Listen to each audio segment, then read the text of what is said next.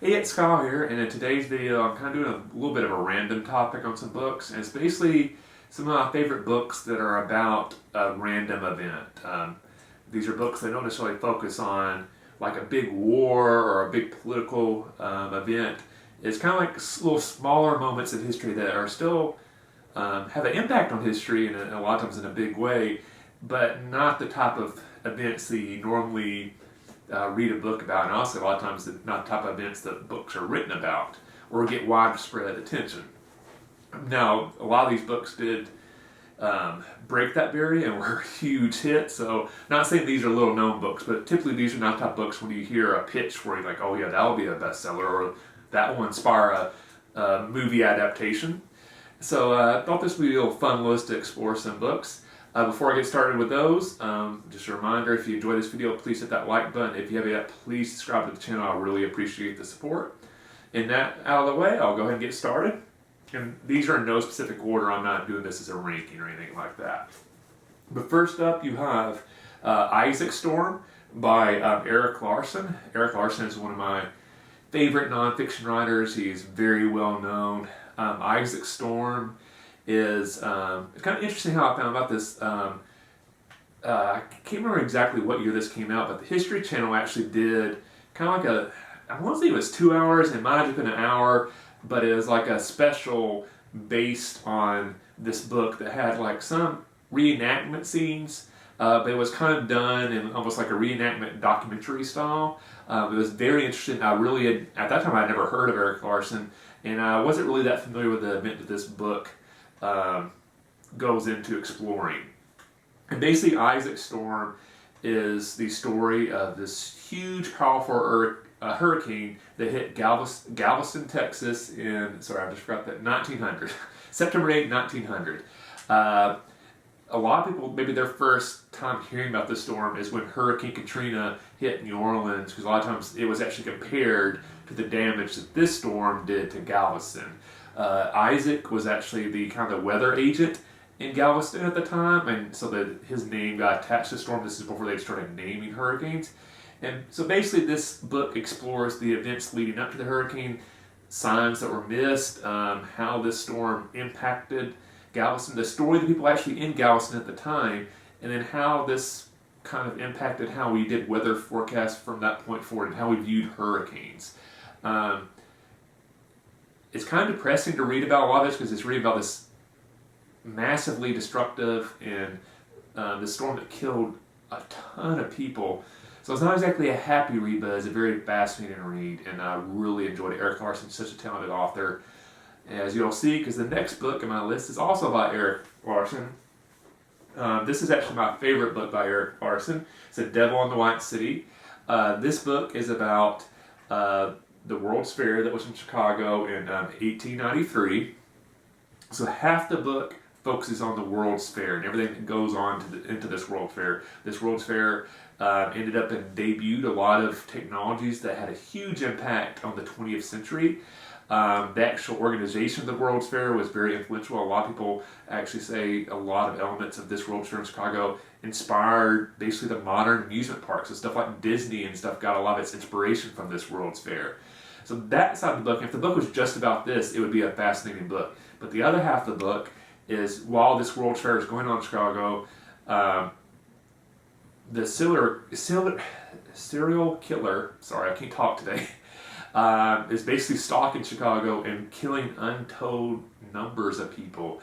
He actually built his own hotel to actually prey upon guests of the World's Fair and basically turned it into his own like murder trap for people that were, unsuspecting. It's such a morbid story on that side, where the World's Fair side in a lot of ways is very inspirational. So it is such a fascinating read. This is easily one of my favorite nonfiction books of all time, and I would definitely recommend it to anybody. This book is amazing. Highly recommend The Devil in the White City by Erik Larson.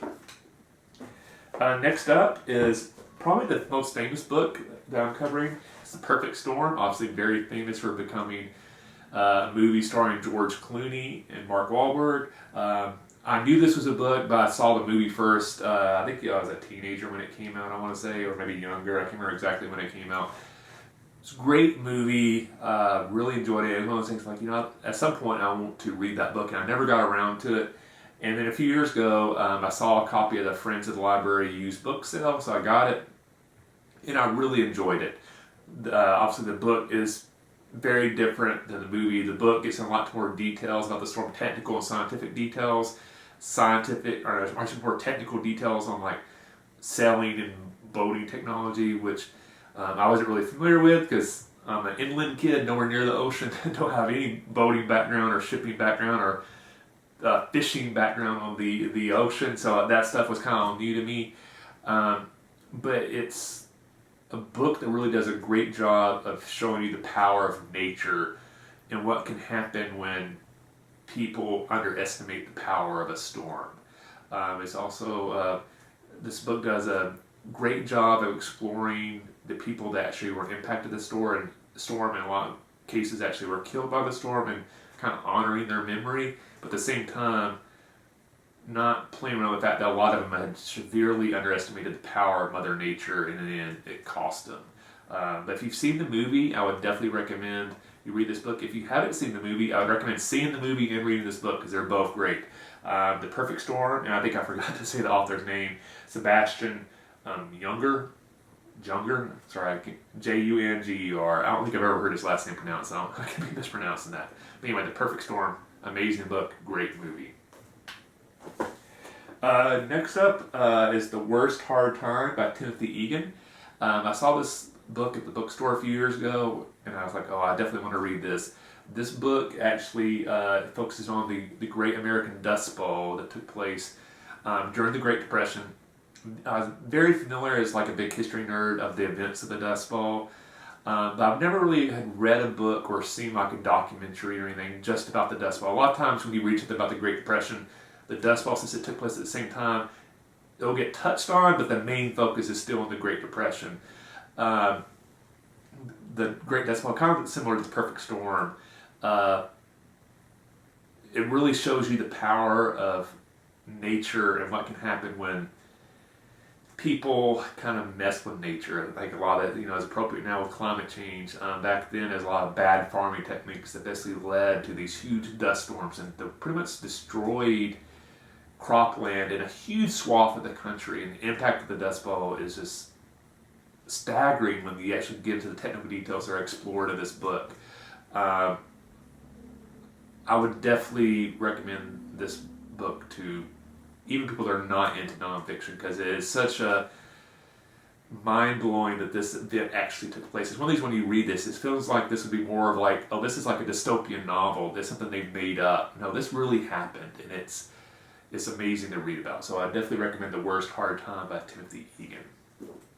And last up is a book I actually read in college. I was a political science major, and one of the classes I took was on the politics of South Asia, which sounds like, well, that doesn't sound like a very interesting class, but it was. We actually studied a lot of the politics of India, Pakistan, Sri Lanka, Nepal, and Bhutan. And so that's where we read this book, The Massacre at the Palace, The Doomed Royal Dynasty of Nepal by Jonathan Gregson. So this story is about a very recent event.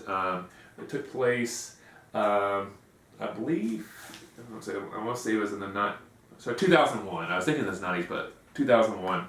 So I was in high school when this happened. Actually, I just had graduated. I remember hearing a little bit about this in the news, but that was it. I was like, oh, that's a weird story. So I was actually excited when I learned we were going to actually read about this in my college class. So basically what happened was a member of the Nepalese royal family, a prince, basically was unhappy with his life and took basically machine guns into the royal palace and massacred the royal family. Which is just, we deal with so much like mass shootings in America, but to kind of think of that happening in a royal family is just like, that doesn't seem like that could be really happen. And the fact, as this book explores at the time, the Nepalese royal family was very much viewed almost still like in a godlike state in Nepal. They were very much worshipped. The entire society revolved around the Nepalese royal family. And this one event completely shook the faith of the Nepalese in the royal family, and basically like, maybe we don't need royalty anymore. Let's get rid of them because we thought they were this like godlike family, but if this could happen to them, they're definitely not that divine family that we thought they were. So this book explores the history of the royal family, the role they played in Nepal, which a lot of people in America, the only thing they know about Nepal is that's where Mount Everest is, and that's it. So Nepal is a very fascinating culture. Explores what drove this prince to commit this horrendous act against his family. It's, again, one of those events when you just hear the plot, you're like, oh, this must be like a movie plot. This can't have really happened. And it did, and basically 20 years ago. So, little known event, but I definitely think it's well worth the read. Massacre at the Palace by Jonathan Gregson. So those were the books I wanted to highlight.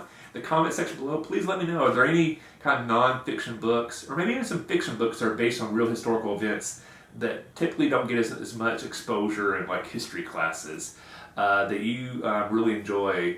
Let me know in the comment section below. I'd definitely be interested in checking out those recommendations. Like I mentioned at the beginning of the video, please hit that like button if you enjoyed the video. Please subscribe to the channel if you haven't yet. I really appreciate the support. Happy reading, and I'll see you the next time.